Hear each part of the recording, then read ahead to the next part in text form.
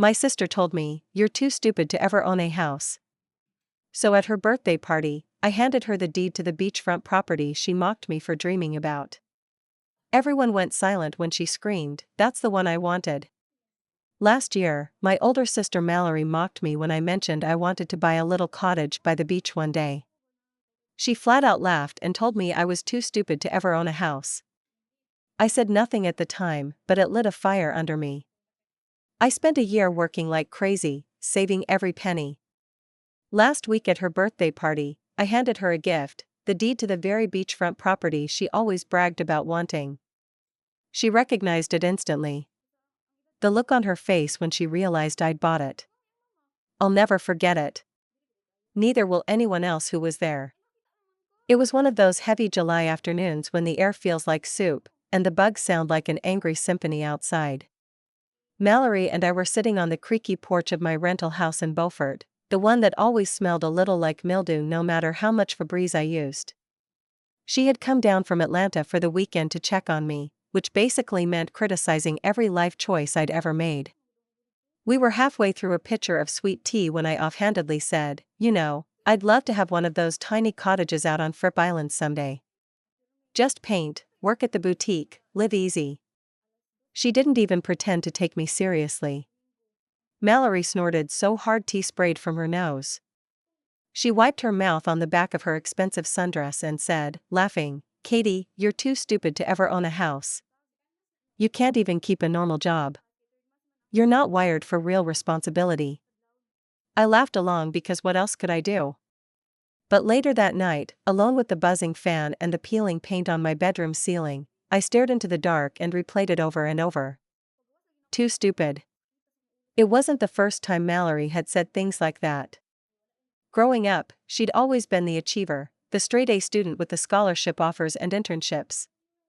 I'd been the messy, artsy one who doodled in the margins of my homework and worked part-time at the local ice cream shop while I figured myself out. Our parents, Miriam and Robert, loved us both, I think. But they were louder about loving Mallory. They framed her college acceptance letter. They bragged about her cases at cocktail parties. When I sold my first painting at 22, they said, "That's nice, honey," and changed the subject. I guess some part of me had always accepted that I was the screw-up. Until that night. Something shifted in me. I couldn't sleep. I opened my laptop and started Googling things like how to buy a house with no money, best side hustles for saving fast, low-cost properties South Carolina. Most of the advice was depressing. Marry rich came up more than once, but eventually I stumbled onto a listing for a rundown cottage on the edge of Fripp Island. 2 bedrooms, 1 bath, weather-beaten roof, wildflowers choking the front yard. Price, shockingly low, even for a fixer-upper. It wasn't fancy. It needed work. But it was there. It was real. I didn't have anywhere near enough saved. I knew it. But for the first time in a long time, I saw a goal that felt mine. Not something Mallory would approve of. Not something my parents could brag about. Just mine.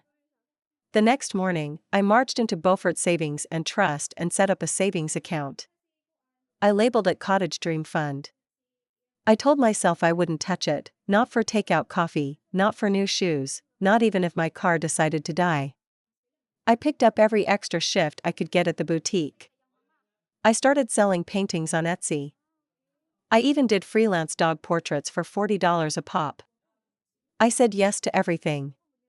Birthdays, Christmases, I asked for cash instead of gifts. I started buying groceries in bulk, clipping coupons like my life depended on it. Meanwhile, Mallory kept living her life 200 miles away in Atlanta. Once every few months, she'd sweep into town in her leased BMW, complain about the humidity, and toss passive-aggressive barbs at me over dinner with our parents. "Still working at that little shop?" she'd ask, fake smile glued in place. "Still painting dogs for a living? That's cute." At Thanksgiving, while everyone passed around cornbread dressing and collard greens, she announced that she was getting serious about buying a second property, a vacation place on Fripp Island, of course. She said it casually, like she was mentioning the weather, but I caught the way she glanced at me out of the corner of her eye. I said nothing. I spooned cranberry sauce onto my plate and pretended I didn't hear the smugness in her voice. But inside, something burned hotter. I kept saving. When the boutique cut my hours in January, I didn't panic. I picked up work cleaning vacation rentals on the weekends. Dirty towels, sand everywhere, leftover beer cans under the beds, I cleaned it all. I scraped together every tip, every bonus, every side hustle paycheck. By March, I had enough for a down payment. Not for the dream beach house Mallory was eyeing, not the big white colonial with the wraparound porch, but for the little forgotten cottage I had seen all those months ago. It wasn't listed anymore, but I tracked down the owner through property records. An elderly widow who'd moved inland to live with her daughter. She was thrilled to sell it to someone who appreciated the bones of it, as she put it. I signed the paperwork shaking so hard I could barely hold the pen. In April, I officially owned 132, Blue Heron Drive. My name, in thick black ink, on the deed. I didn't tell anyone. Not yet. Instead, I spent the next few months fixing it up in secret. Scraping old paint. Patching the roof with help from a couple of friends who worked in construction. Replanting the wildflowers into neat little beds along the walkway. Every dollar I made went back into it. It still wasn't fancy. It didn't have granite countertops or high-end appliances. But it was beautiful to me. Sunlight streamed through the windows. You could hear the ocean when you opened the back door. I waited. I waited until Mallory's birthday party, a big catered affair at our parents' house with white tents, a rented band, and shrimp cocktail piled high on silver trays. Everyone was there, aunts, uncles, cousins, old neighbors who hadn't seen me since high school. Mallory floated through it all in a designer dress, playing the perfect golden daughter. When it was time for gifts, people handed her envelopes stuffed with cash, jewelry boxes, spa certificates. She opened them with polite squeals, thanking everyone like she was auditioning for a reality show. Then I stepped forward. I handed her a slim envelope with just my name written on the front. She gave me a tight smile and ripped it open. For a second, she didn't understand what she was looking at. Then her face went white. 132, Blue Heron Drive? She said, voice rising. That's the one I wanted. Everyone around us fell silent. The first thing I noticed, after her voice cracked through the tent, was the sound of forks scraping awkwardly against plates. Then silence. Everyone was looking at her. Then at me. Then back at her. Mallory blinked rapidly like she could make the words on the page change if she just stared hard enough. You bought this? She demanded, her voice higher than usual. I nodded once, my palms sweating against the sides of my dress. I hadn't worn anything fancy, just a simple sundress and old sandals. I didn't want to make a show of it. I hadn't done this to embarrass her. Or at least, not entirely.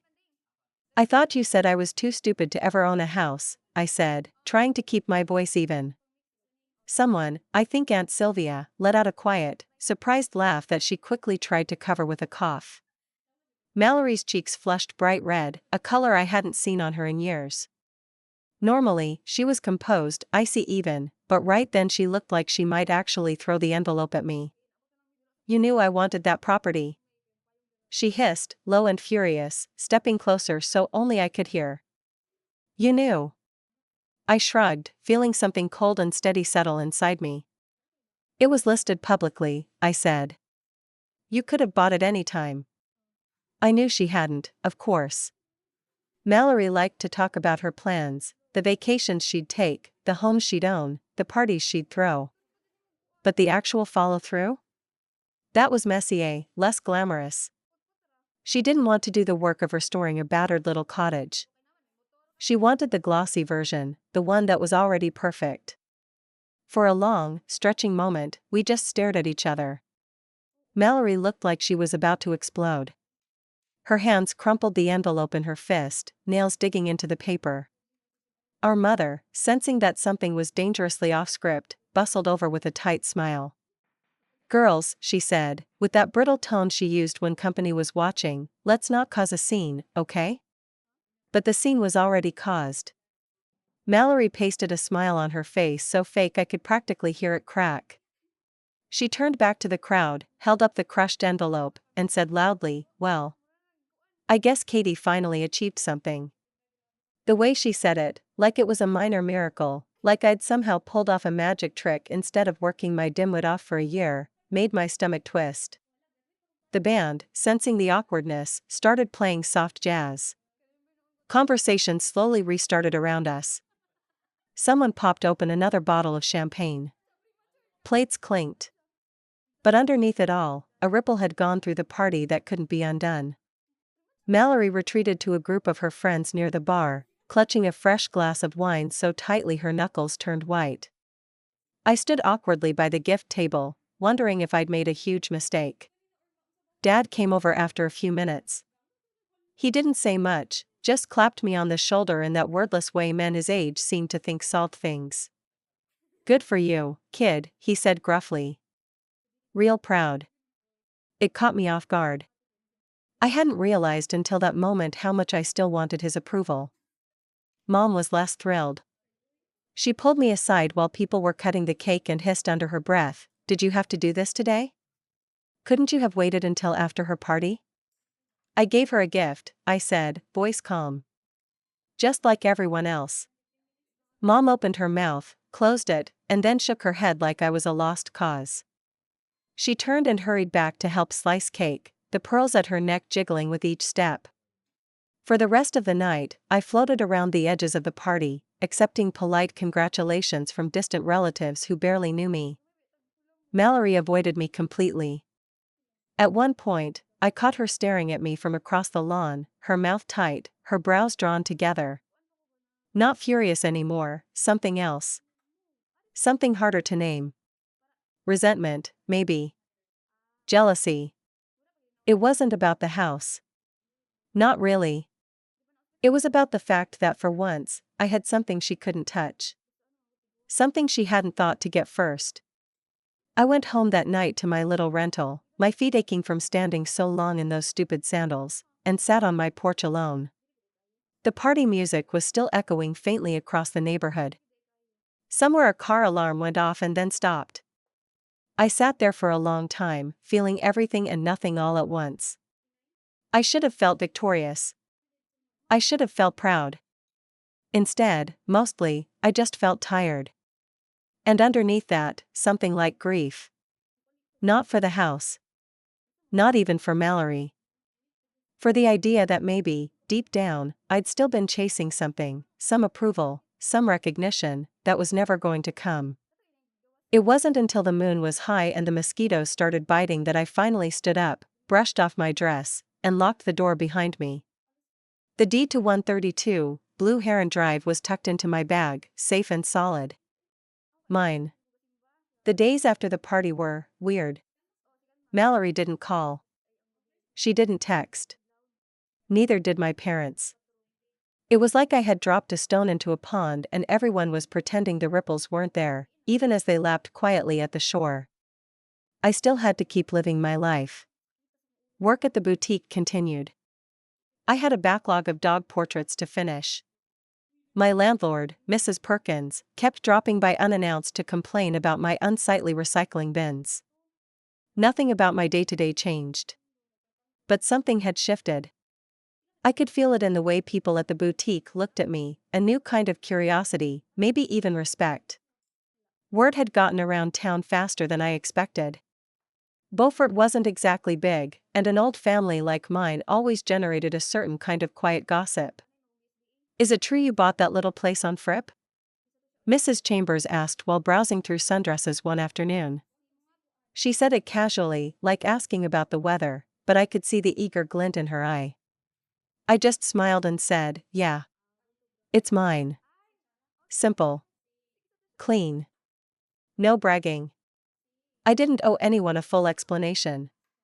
But despite the small town buzz, the silence from my family gnawed at me more than I wanted to admit. 3 days after the party, Mom called. "Katie," she said without preamble, "your sister's very upset." I pressed the phone tighter to my ear, standing barefoot in my tiny kitchen. Okay, I said cautiously. She feels like you blindsided her, Mom continued. She thinks you bought that house specifically to hurt her. I closed my eyes. Counted silently to 5. I bought it because I wanted it, I said carefully. Because I worked hard for it. She had every opportunity. Mom sighed, the long, world-weary kind that made me feel like I was 16 again, forgetting to unload the dishwasher. I just wish you girls could get along, she said. Especially now. Family should stick together. I wanted to laugh. Family should stick together, unless, apparently, you're the one getting stepped on. Then it's your job to swallow it down for the greater good. But I didn't say that. Instead, I said, tell her she can come visit. If she wants. It was a petty thing to offer, maybe. A little olive branch wrapped in thorns.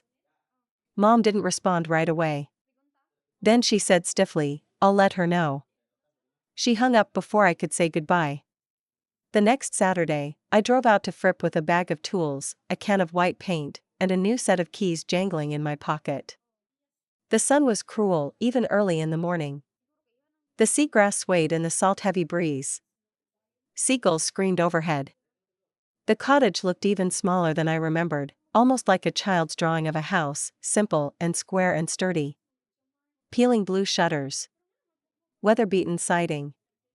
A tiny, sandy yard that looked more wild than landscaped. But it was mine. I spent the whole day working, patching holes, repainting the door, clearing out dead plants from the front beds. I got sunburned. I got splinters. I ripped a hole in my favorite jeans kneeling on the cracked front step. And for the first time in months, I felt light. Not because of what I'd proven to Mallory. Not even because I owned something. Because I had built something real, with my own 2 hands. Around noon, as I was hammering a loose board on the porch, a black SUV pulled up to the curb. I turned, hammer still in hand. Mallory stepped out, wearing oversized sunglasses and a white linen outfit that probably cost more than my monthly rent. She looked wildly out of place among the dirt and peeling paint. For a moment, she just stood there, staring at the cottage like she couldn't believe it was real. Like she expected it to crumble if she looked too hard.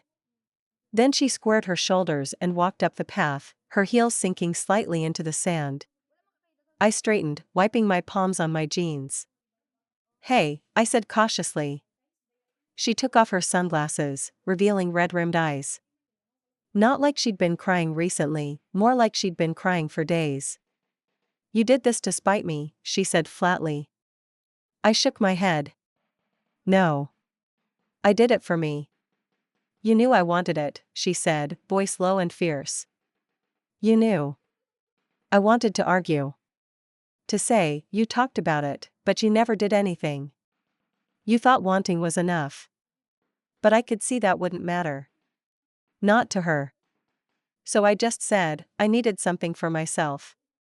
Mallory looked around, taking it all in, the cracked windows, the sagging fence, the rusted mailbox hanging by one hinge.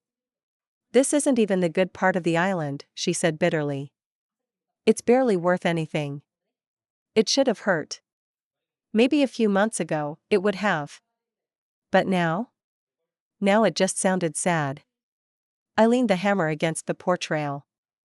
Maybe not to you. For a long time, she just stood there, arms crossed, staring at me like she didn't recognize me anymore. Then she said, You think this makes you better than me? No, I said honestly. I think it makes me happy. She flinched, just slightly, but I caught it. Without another word, she turned and stalked back to her car. I watched her drive away, tires kicking up a cloud of dust behind her. The hammer was still warm from my hand.